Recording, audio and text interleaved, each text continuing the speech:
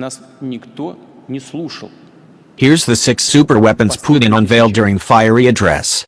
The Russian president said, "You listen to us now," as he boasted about nuclear-powered cruise missile, hypersonic weapons, nuclear torpedoes, and more. In an impassioned State of Nation address before Russian lawmakers and other senior government officials, accompanied by video footage and computer-generated graphics, Russia's President Vladimir has claimed his country is working on a host of new nuclear and other advanced weapons, including a nuclear-powered and nuclear-armed cruise missile with effectively unlimited range. These developments are ostensibly in response to American missile defense programs and can only further inflame already heightened tensions between the Kremlin and the U.S. government over various arms control agreements. Putin made his remarks at the Mana's Central Exhibition Hall near the Kremlin on March 1, 2018. Some lawmakers smiled and cheered as he detailed the various weapon development programs. These included the cruise missile with a nuclear engine, as well as the publicly known RS-28 Sarmat intercontinental ballistic missile ICBM, the previously unacknowledged nuclear-tipped Avangard hypersonic boost glide vehicle, and Canyon or Status 6 nuclear-armed unmanned undersea vehicle, a possibly dual-purpose nuclear and conventional air-launched hypersonic cruise missile called Cairns Hill, and a short-range directed energy system visually similar to the U.S. Navy's own in the following 3 laser weapon system. "No one has listened to us," Putin declared. "You listen to us now." A nuclear-powered cruise missile with unlimited range. The most eye-catching of the announcements is clearly the as yet unnamed nuclear-powered cruise missile. The basic concept is hardly new, but depending on how functional and reliable the final design might be, it could be a potentially game-changing development.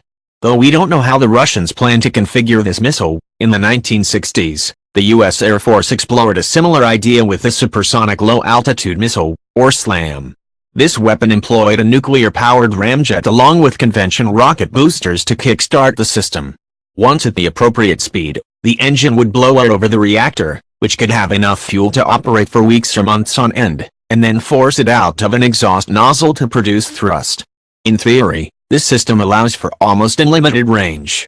A computer-generated graphic accompanying Putin's announcement showed the missile plotting a course from Russia into the Atlantic, flying around South America's Cape Horn, and then continuing on to strike what appeared to be a target in Hawaii. Cruising at high speed on a circuitous route at extremely low altitude, the missile could potentially avoid surface and space-based early warning systems and missile defense interceptors. With a two-way data link, operators could potentially modify its course in flight to further confuse an opponent or actively counter any attempts to shoot the weapon down. The American SLAM concept also involved a design carrying multiple nuclear warheads that it could drop on different targets along the way, but it is not clear whether the Russian system includes any features that allow it to strike at more than one location. "No one in the world has anything like that," Putin said. "It may appear someday, but by that time we will develop something new." The main problem with nuclear propulsion systems is safety and environmental hazards. To be small enough to reasonably fit inside a missile, the nuclear ramjet the United States developed for SLAM and other projects had no shielding to contain dangerous radiation. The exhaust plume also contained unspent fissile material that would have contaminated any area, enemy-controlled or not, that it passed over on its way to the target. Putin suggested tests of the propulsion system had occurred in 2017, but there was no indication of whether this had been in flight or on the ground and under what conditions. An actual, but grainy video accompanied this portion of his announcement, but it was unclear whether or not this was actually a prototype of the cruise missile. Nuclear-armed hypersonic boost glide vehicles. In addition, the Russian president publicly unveiled a nuclear hypersonic boost glide vehicle called Avangard, which he said would go on the future RS-26 Rubez ICBM. Weapons of this type follow a very different flight trajectory within the atmosphere, can make rapid course changes, and have different signatures compared to traditional ICBMs, which could make them harder for sensors and defense systems to spot and engage. Their speed, faster than Mach 6, means an enemy has dramatically less time to react than with conventional inter-atmospheric craft, that is, even if they do detect the incoming weapon at all. Putin said Avangard can reach speeds up to 20 times the speed of sound, hitting its targets like a meteorite, like a fireball. This makes these systems ideal for no or short-notice strikes against critical items, such as enemy strategic capabilities, air and missile defenses, and command and control facilities, as well as potentially fleeting targets, including military or civilian leadership. In September 2017, the Russians said they had tested an RS-12M Topol missile with an advanced combat payload, which could have been an avant-garde prototype, and you can read more broadly about the potential capabilities of such a weapon here. A more capable heavy ICBM. This hypersonic boost vehicle has also long been among the many rumored capabilities of the upcoming RS-28 Sarmat ICBM, which has been publicly in development since 2014, and the Russians expect it to enter service by 2021. This system, which NATO also calls the SS-X-30 Satan II, will replace the older R-36M or SS-18 Satan as Russia's primary silo-based ICBM. The RS-28 is reportedly significantly faster than the older R-36M and will carry multiple warheads of some form, each capable of independent movement. Beyond the possible use of hypersonic boost glide vehicle warheads, other reports have suggested it might have a fractional orbital bombardment capability, in which the re-entry vehicles enter low Earth orbit briefly and go cold, making it hard to track their onward progress before they come hurtling down on a target. Another possibility is an independent post-boost vehicle IPBV arrangement, which Russia may have tested in October 2017 on an existing RS-24 Yars ICBM, in which you can read about more in detail here. Whatever the case, the computer-generated depiction of Sarmat menacingly showed a number of independent warheads falling onto Florida. A nuclear-armed underwater drone. In addition, Putin publicly announced Russia has been working on a nuclear-armed unmanned undersea vehicle. There have been a number of reports of both of these weapons being in development for years, but without any clear official confirmation. The craft, which Putin says has no official name as yet, but which observers have referred to as Canyon and Status 6 since information about the system first leaked out in 2015, is a completely different approach to avoiding missile defenses.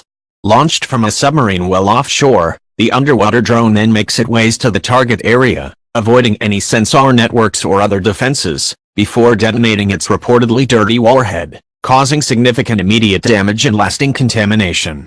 A computer-generated presentation about the vehicle shows a modified Oscar II-class submarine carrying a pair of the unmanned submarines in a special forward compartment. Putin suggests the drone would be 100 times smaller than traditional submarines and therefore be especially difficult to detect. It would also be able to travel at extreme depths and at speeds that greatly exceeds the speed of all submarines, up-to-date torpedoes and all types of high-speed surface ships, making it even harder for an opponent to spot and intercept it before it reached the target area. Previous reports, as well as accompanying video, suggest the weapons are large, though, which might necessitate a new, specialized mothership. The same video presentation paired with Putin's discussion of this system appeared to show a more conventional torpedo, but it's not clear if this is supposed to be stand-in for the nuclear-armed drone or if that craft might launch those weapons itself once it gets closer to the target. There is the suggestion that this unmanned undersea vehicle may have a nuclear power plant, as well, which could conceivably allow submarine carrying it to launch it from almost anywhere in the world. The Russians appear to envision the system as a means of targeting task forces of surface warships. All of the computer-generated examples were clearly based on American designs, including aircraft carrier strike groups, as well as naval bases and ports. Hypersonic cruise missiles and lasers. The last missile system that Putin disclosed was the Kinzhal air-launched hypersonic missile, which a video showed a MiG-31 Foxhound interceptor carrying aloft and releasing. It is not clear whether or not that jet is the primary launch platform or if this system is nuclear capable. It reportedly has a range of approximately 1,250 miles and a top speed of more than 10 times the speed of sound. According to the Russian president, units in the country's southern military district, which borders Ukraine and the Black Sea, have deployed the missiles operationally.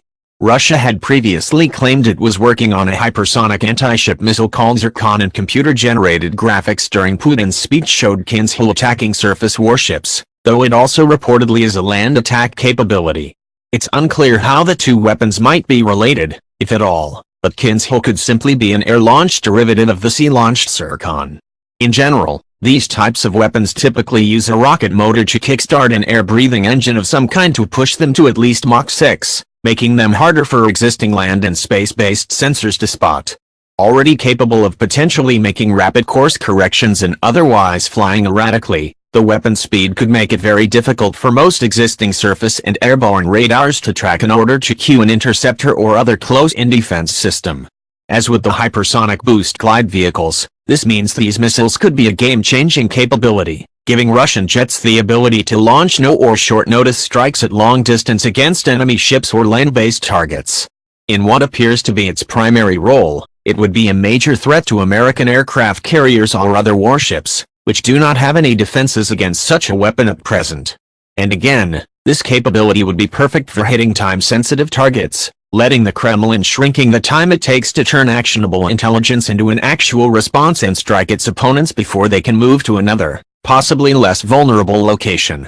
Coming after all of these systems, the truck-mounted laser cannon looks far less impressive, but it's still an important development. As a point defense system, this directed energy weapon could be helpful for defeating various existing and emerging threats, particularly small drones. Earlier in the year, Russian bases in Syria found themselves on the receiving end of mass drone attacks, which is exactly the kind of scenario in which a mobile laser might be an invaluable addition to other air defense and electronic warfare systems. It's an indication that Russia is actually investing its limited resources in advancing its capability in this area, as well, even if recent reports of a work on a new anti-satellite laser system fitted on a still notional high-altitude aircraft sound particularly fanciful. A display of Russian strength. I want to tell all those who have fueled the arms race over the last 15 years, sought to win unilateral advantages over Russia, introduced unlawful sanctions aimed to contain our country's development, all which you wanted to impede with your policies have already happened, Putin said in his March 2018 speech. You have failed to contain Russia. The unilateral advantages Putin was referring to are almost certainly the U.S. military's missile defense programs, which include basing Aegis ashore ground-launched ballistic missile interceptor sites in Europe. The United States had repeatedly denied that any part of its ballistic missile defense shield presents a challenge to the deterrent capabilities of large nuclear powers, such as Russia or China, and that they are instead focused on defending against smaller actors, such as North Korea and Iran. Whatever the intent, American ballistic missile defense shield is simply not capable of negating Russia's nuclear deterrent. The unlawful sanctions in question are the economic restrictions the United States and other countries, especially in Western Europe, imposed on Russia in the wake of its unilateral and illegal annexation of Ukraine's Crimea region. The U.S. government in particular has expanded those measures in response to Russian involvement in the simmering conflicts in Ukraine's eastern Donbass region, its support for Syria's brutal dictator Bashar al-Assad, and its interference in the 2016 American presidential election. The United States and Russia have increasingly sparred over these issues, which has had a cascading impact on various arms control agreements, which we at the War Zone have examined in depth on multiple occasions. The two countries have been locked particularly tense rhetoric over the Intermediate Range Nuclear Forces Treaty, or INF, which limits the kind of land-based missiles, nuclear or otherwise, that both sides can develop and put into service. Tensions with the United States. It is well understood that Russia is in violation of the INF, while the Kremlin says the U.S. military has been working toward the same end with its land-based missile launchers in Poland and Romania. Putin notably did not mention the SSC-8 ground-launched nuclear cruise missile, which the United States says violates the terms of the INF, but which the Kremlin has never publicly acknowledged as existing at all. Now the United States has publicly threatened its own treaty-breaking missile development in response and included plans for a new sea-launched nuclear cruise missile with a low-yield nuclear warhead in its latest Nuclear Posture Review (NRP). Senior U.S. officials, including Secretary of Defense James Mattis, have suggested an offer to abandon this development program might be a useful bargaining chip in future arms control negotiations. We will interpret any use of nuclear weapons against Russia and its allies, no matter how powerful they are, of low, medium or any other yield, as a nuclear attack, Putin said, directly responding to the NPR's proposed development of more flexible low-yield nuclear weapons. It will trigger an immediate answer with all the consequences stemming from it. No one should have any doubts about it. This flurry of new missile developments could easily change the calculus again. There are already reports that a forthcoming U.S. military review of its missile defense posture might make it official policy that those systems are, in fact, targeted, at least in part, at Russia and China. Speaking after the event, Russian Defense Minister Sergei Shoigu implied that American allies, both in Europe and Asia, and possibly elsewhere, should be reconsidering whether they want to invest in American-made missile defenses. I don't know why they would now buy such an umbrella that is full of holes, Shoigu said, specifically in reference to South Korean and Japanese missile defense plans. There is, as always, an important question about whether or not Russia and its fluctuating economy can sustain the development of these various advanced weapon systems. Sanctions and a continued slump in the global price of oil already forced the country to make significant cuts to defense spending in 2017, including canceling plans to reboot its train-mounted IBCM program. It's also not clear how much of Putin's charged rhetoric is driven by the fact that he is running for re-election as Russia's president. Though experts and observers widely believe he will easily win in a less than free and fair election and later in March 2018, opposition politicians and political groups have launched significant protests and continue to challenge and criticize his leadership.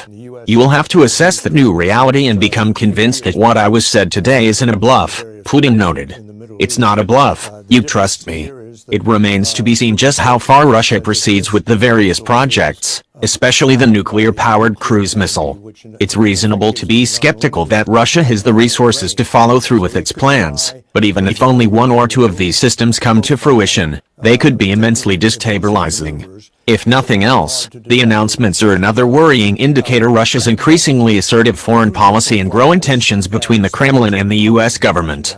Source: TheDrive.com. Fly at speeds of several thousand miles an hour. So at least with the cruise missile, you have more time to react.